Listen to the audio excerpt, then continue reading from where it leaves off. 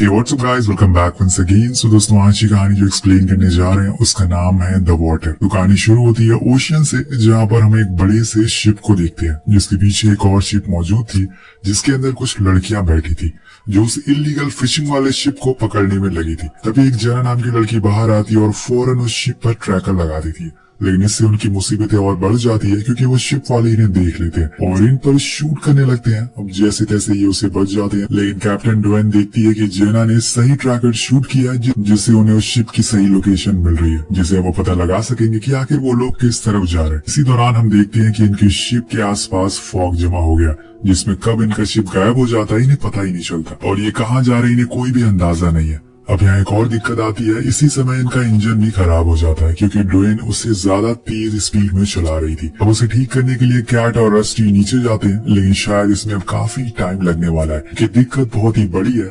उधर हम डेक पर दो और लड़कियों को देखते हैं जो आज पहली बार किसी शिप पर आई है। इस वजह से उनकी तबीयत कुछ ठीक नहीं है, लेकिन उन्हें नेचर को बचाने के लिए कुछ करना है, इसलिए सभी लोग ओशन में आए हैं और जो भी नेचर को बर्बाद कर रहा है या फिर उसे तबाह करने की कोशिश कर रहा है ये लोग उसे रोकने में लगे हुए हैं। लेकिन इस बार ऐसा कुछ नहीं होने वाला है क्योंकि ये सफर कुछ लोगों के लिए आखिरी सफर होने वाला है, पर कैसे ये आपको थोड़ी देर में पता चल जाएगा। कुछ देर के बाद डोएन सबको बताती है कि एक बहुत ही बड़ा तूफान हमारी तरफ बढ़ रहा है, इसलिए हमें जितनी जल्दी हो सके इंजन को ठीक करना होगा और यहाँ से फौरन निकलना होगा वरना ये शिप डूब जाएगा। और ये बात सुनकर कुछ लोग बहुत घबरा जाते हैं कि तभी वहाँ पर एरिका आकर उन्हें बताती है कि उसने पानी में किसी को देखा है। सभी लोग डेक पर जाते हैं और चारों तरफ देखने लगते हैं, लेकिन उन्हें कुछ भी दिखाई नहीं देता और वो कहती है कि मैंने सच में किसी को देखा था, वो जरूर एक इंसान था। तो डोएन कहती है कि ठीक है, अगर ये सच है तो हम लोग लाइफ बोट से नीचे जाएंगे, तब तक रस्टी और कैट तुम दोनों इंजन को ठीक करो। अब एरिका और मिशेल लाइफ बोट की मदद से नीचे जाती है, लेकिन उन्हें कुछ भी दिखाई नहीं देता और इसी चक्कर में वो काफी दूर भी आ चुकी थी। इसलिए मिशेल कहती है कि शायद तुमने कुछ गलत देख लिया और अब हमें यहाँ से चलना चाहिए। कि तभी कोई चीज आकर इनकी बोट से टकरा जाती है जिससे मिशेल पानी में गिर जाती है, तो एरिका फौरन उसे ऊपर लाती है।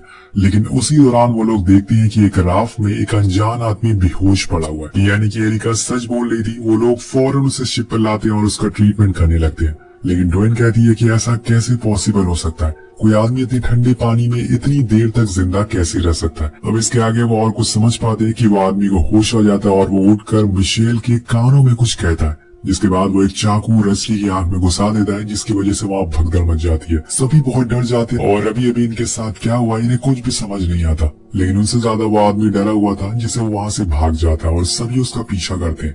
वो पूरी कोशिश कर रहे थे उसे ढूंढने की, लेकिन वो कहीं भी दिखाई नहीं देता। पर आखिर में वो आदमी गया कहाँ पर। उसी दौरान डेना को डोएन का ख्याल आता है तो उसे फौरन उसके पीछे जाती है। उधर मिशेल को वो स्ट्रेंजर शिप के डेक पर दिखाई देता है, तो वो उसे चाकू से मार डालती है क्योंकि उसका जिंदा रहना अब खतरे से खाली नहीं है। तभी इन्हें डेना को बुलाने की आवाज आती है, तो वो जब ऊपर जाती है तो देखती है कि डोएन घायल हो चुकी है।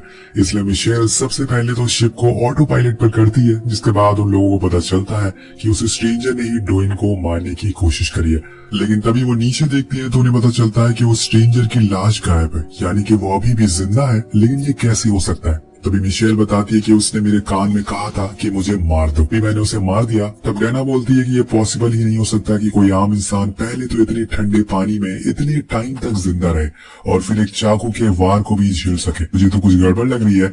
लेकिन डोएन उन सभी से कहती है कि अभी सबसे बड़ी मुसीबत है ये स्टॉर्म, जो बस 1 घंटे में हम तक पहुंचने वाला है, इसलिए बेहतर होगा कि हम लोग उसकी टेंशन लें, ना कि उस अनजान आदमी की। लेकिन दोस्तों अभी तो इनकी मुसीबतें शुरू हुई है, आगे आगे देखते जाइए कि इनके साथ क्या क्या होता है। और इसी दौरान इंजन एक बार फिर से बंद हो जाता है और जैसे कि मैंने आपको कहा था कि कहानी में मजा तो अब आने वाला है। रस्टी और कैट को यकीन ही नहीं होता कि इंजन दोबारा से कैसे खराब हो गया, क्योंकि उन्होंने उसे पूरी तरीके से ठीक कर दिया था। तब डोएन कहती है कि जाओ जाकर जल्दी से उसे ठीक करो वरना शिप डूबने से कोई बचा नहीं सकता। 4 लोग नीचे इंजन रूम में जाती है, जहाँ पे डेना उनसे कहती है कि तुम तीनों यहीं पर रहना और गेट को अंदर से लॉक कर लो ताकि वो आदमी अंदर ना आ पाए। जिसके बाद वो अपने काम में लग जाती है और यहाँ डेना ऊपर उस स्ट्रेंजर को ढूंढने में लग जाती है। इंजन ऑयल डालने के बाद लाइट ऑन हो जाती है, तब रस्टी देखती है कि इंजन तो पूरी तरीके से बर्बाद हो चुका है और ऐसा किसी इंसान का काम हो सकता है। विकेट बताती है कि उन्हें स्पार्क कहीं दिखाई नहीं दे रही है। वो फौरन डेना को बुलाते हैं, जिसके बाद वो लोग अपनी दोस्त स्पार्क को ढूंढने लगते हैं जो उन्हें कोने में डरी हुई मिलती है। जब उसे पूछा जाता है कि वो यहाँ पर कैसे आई तो उसे कुछ भी पता नहीं था। यहाँ तक कि उसके मुंह से आवाज भी निकल नहीं रही थी। और तभी अचानक से वो स्ट्रेंजर आकर उन पर हमला कर देता है, लेकिन डैना उसे रॉड से मारकर बेहोश कर देती है और फिर रस्टी उसे गोली मारकर जान से मार देती है, जिससे कंफर्म हो जाता है कि वो मर गया। अब दोस्तों आप लोगों को लग रहा होगा कि अब तो ये मर गया है तो इन लोगों की सारी मुश्किलें खत्म हो गई होगी, लेकिन अभी एक चीज तो आनी बाकी है जिसे देखकर आप सभी के होश उड़ने वाले हैं। अब मिशेल उस आदमी की लाश के करीब जाती है और देखती है कि उसकी बॉडी पर कुछ अजीब से मार्क है, जैसे कि उसे किसी ने शूट किया हो। लेकिन ये निशान गोली के तो नहीं हो सकते, क्योंकि अगर ऐसा होता तो वो कब का मर चुका होता। और तभी स्पार्क देखती है कि उसके हाथों पर भी सेम वैसे ही मार्क आ चुके हैं जैसे कि उस आदमी की बॉडी पर थे। उसी दौरान कैट बंदूक लेकर वहां से भागने लगती है और सभी लोग उसके पीछे जाते हैं और उसे समझाते हैं कि तुम ऐसे अकेले एक लाइफ बोट से ज्यादा दूर तक नहीं जा पाओगी। और तब कैट भी उसे समझाती है कि हमें साथ में इंजन को ठीक करना है, जिसके बाद हम फौरन यहाँ से निकल सकते हैं। तो वो मान जाती है और बंदूक कैट को दे देती है। लेकिन यहाँ मिशेल सबको बताती है कि हमें उस आदमी की बॉडी से कुछ मार्क देखे हैं जो मे भी किसी वायरस के हो सकते हैं, इसलिए हमें उसका पोस्टमार्टम करना होगा, ये पता लगाने के लिए कि असल में वो क्या है। कि हम लोग भी उस आदमी के कांटेक्ट में आ चुके हैं तो हो सकता है कि वो वायरस हमारी बॉडी में भी हो। तो एरिका और डैना दोनों उस आदमी की लाश का पोस्टमार्टम करने के लिए उसे ले जाते हैं। इधर डेक पर स्पार्क रेडियो से कांटेक्ट करने की कोशिश करती है, क्या पता उसकी मदद करने के लिए कोई आ जाए। यहाँ डोएन इन सब की चीजों की जिम्मेदारी खुद को मानती है कि अगर वो शिप को तेज नहीं चलाती तो आज इंजन खराब नहीं होता। उधर एरिका मिशेल को बुलाकर उस स्ट्रेंजर के पास उसे फोन देती है और कहती है कि इसे जाकर स्पार्क को दे दो, क्या पता इसमें उसे कुछ काम की चीज मिल जाए। दूसरी ओर रस्टी देखती है कि कैट कहीं दिखाई नहीं दे रही है, तो वो उसे ढूंढने के लिए इंजन रूम में जाती है और तभी उसे चीखें सुनाई देती है और जब वो करीब जाती है तो वहाँ उसे कैट का माइक्रोफोन पड़ा हुआ मिलता है, जिसे देख के वो घबरा जाती है। उधर एरिका उस आदमी के शरीर पे जो मार्क मिले थे उसे एग्जामिन करने लगती है, जिससे उसे पता चलता है कि ये सारे मार्क एक ही साइज के हैं, जो किसी वायरस का संकेत नहीं है। और ऐसा लग रहा है कि जैसे इसे किसी चीज ने बाइट करा हो। अब वो क्या चीज हो सकती है जानने के लिए हमें इसके शरीर को काटना होगा। जब उसकी बॉडी को खोलते हैं तो अंदर का नजारा देखकर उनके होश उड़ जाते हैं। उसके सारे ऑर्गन खराब हो चुके थे सिवाय दिल के, और ऐसे में किसी इंसान का जिंदा रह पाना असंभव है। लेकिन ये आदमी फिर भी जिंदा कैसे था। जिसके बाद वो उसके दिल को भी देखते हैं, जहाँ पर उन्हें कुछ अजीब सा चीज दिखाई देती है जो अचानक से हिलने लगती है, जिससे वो दोनों डर जाती है और रूम के बाहर आ जाती है।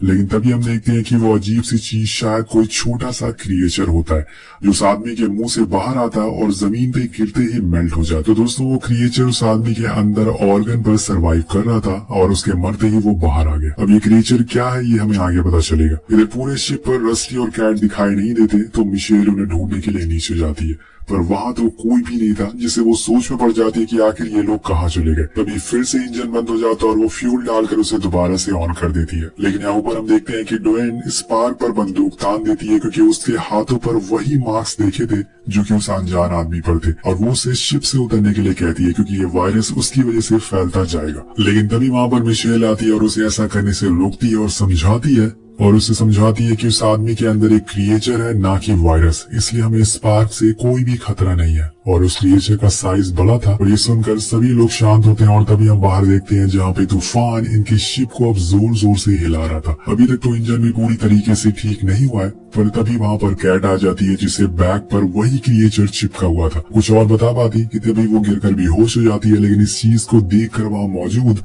सभी लोग हैरान थे कि तभी वो क्रिएचर वहाँ से भागकर एक पाइप में घुस जाता है, जिसके बाद वो लोग फौरन उस पाइप को सील कर देते हैं ताकि वो वापस ना सके। लेकिन वो तो दोबारा आएगा, क्योंकि अभी इन सभी को मरना जो है।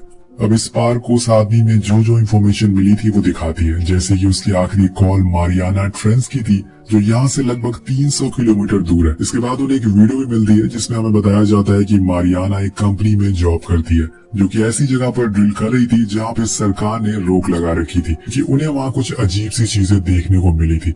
लेकिन ये कंपनी वाले नहीं माने। मे भी ये आदमी वहाँ से आया हो और अपने साथ ये क्रिएचर लाया हो। इस क्रिएचर ने इस आदमी को इतनी दिनों तक जिंदा रखा होगा, वेल कुछ भी कहा जा सकता है। अब वो उसे वही वीडियो दिखाती है जो उन्हें पोस्टमार्टम के टाइम पर बनाई थी, जिसमें साफ दिख रहा था कि उस आदमी के मरने के बाद वो क्रिएचर उससे बाहर निकलने की जगह ढूंढ रहा था, क्योंकि उसे अब कोई दूसरा शरीर चाहिए खुद की भूख मिटाने के लिए। अभी कुछ और नतीजे पर पहुंच पाती कि तभी इनका शिप डिसबैलेंस होने लगता और डोएन कहती है कि हमें सबसे पहले कैट को ढूंढना होगा।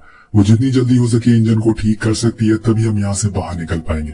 इसलिए सभी लोग कैट को ढूंढने के लिए निकल जाते हैं, लेकिन मिशेल को बीच में ही डर लगने लगता है, जिसकी वजह से वो वहाँ से भागने लगती है। उसके पीछे पीछे डैना भी आती है, लेकिन तब तक हम देखते हैं कि वो क्रिएचर अब इनके सामने आ चुका था और उससे चिपक जाता है, जिसे छुड़ाने के लिए डैना आगे बढ़ती है। लेकिन जैसे ही आपको पता है कि तूफान की वजह से शिप बहुत ही ज्यादा हिल रहा है, जिससे कि मिशेल का पैर फिसल जाता है और वो क्रिएचर के साथ ही जाकर एक रॉड पर गिर जाती है और वहीं मारी जाती है। लेकिन वो क्रिएचर अभी भी जिंदा था। इसके बाद डैना ऊपर आकर सभी को मिशेल की मौत के बारे में बताती है और सबसे कहती है कि हमें जितनी जल्दी हो सके यहाँ से निकलना होगा, वरना हम सब इस तूफान में मारे जाएंगे। तभी डैना को डोएन के पीछे वही क्रिएचर दिखाई देता है, जिस पर वो शूट करने लगती है, लेकिन उसे कुछ भी फर्क नहीं पड़ता। वो सारी गोलियां नीचे गिरा देता है। अब ये लोग भागना शुरू करते हैं, पर रस्ट की वजह से गेट लॉक हो चुका और जो लैब का गेट होता है वो भी बंद नहीं हो रहा था। अब वो क्रिएचर डोएन से आके चिपक जाता है, जिससे वो अंदर खिंच जाती है और डोर लॉक हो जाती है। डैना ये देख के बहुत रोती है, क्योंकि वो उसकी बहन थी, पर अब वो कुछ भी कर नहीं सकती। और तभी हमें पता चलता है कि कैट को कुछ नहीं हुआ, वो अभी भी जिंदा थी और उसे जिंदा देखकर ये लोग भी हैरान हो जाते हैं। और यहाँ वो ये बताती है कि उसने ही मेन गेट को बंद किया था ताकि वो सेफ रहे और उसने इंजन को भी ठीक कर लिया है और अब बस उसे स्टार्ट करने की देरी है। लेकिन उसकी इस हरकत पर डैना बहुत गुस्सा होती है, क्योंकि उसकी चक्कर में उसकी बहन मारी गई। अगर गेट खुला रहता तो वो बच सकती थी। अब इसी चक्कर में उन दोनों में लड़ाई हो जाती है, लेकिन सब उसे लड़ने से रोकते हैं और कुछ सोचने को कहते हैं। तो स्पार्क उन्हें बताती है कि शायद वो क्रिएचर इलेक्ट्रिसिटी से मारा जाए, इसलिए वो फौरन एक इलेक्ट्रिक स्टिक बनाती है जिससे कि वो मार सके और डेक की तरफ जाती है। लेकिन तभी वो डैना को डोएन दिखाई देती है, जिसे ढूंढते ढूंढते वो लोग कॉकपिट पर आ जाते हैं, जहाँ पे डैना सबसे पहले तो इंजन को स्टार्ट करने की कोशिश करती है, जो भी कुछ ही देर में स्टार्ट हो जाता है। और वो सबसे कहती है कि अब हम लोग घर जा रहे हैं। पर तभी पीछे से डोएन आ जाती है, जो कि अब खुद के काबू में नहीं बल्कि उस क्रिएचर के काबू में थी। उसके फेस से उस क्रिएचर के टेंटिकल्स बाहर आ रहे थे और वो क्रिएचर उसे ऑर्डर देता है कि खुद की जान ले लो, जिससे कि वो जाकर उस इलेक्ट्रिक रॉड पर गिर जाती है और मारी जाती है। कहानी आगे बढ़ती है और स्पार्क देखती है कि वो क्रिएचर डोएन की बॉडी से निकलकर नीचे गिर गया है। उसे लग रहा था कि शायद वो करंट की वजह से मारा गया हो, लेकिन ऐसा होता नहीं, वो अभी भी जिंदा था। अब वो सीधा आकर उसके मुंह से चिपक जाता है, लेकिन डैना यहाँ पर उसे हटाने में कामयाब होती है। और अपने दोस्तों को मरते हुए देखकर स्पार्क पूरी तरीके से गुस्से में आ चुकी थी, इसलिए वो उसे जलाने की कोशिश करती है, पर वो क्रिएचर उसे खुद के टेंटिकल्स में फंसा लेता है, जिससे कि वो भी जलने लगती है और जाकर पानी में गिर जाती है और मारी जाती है।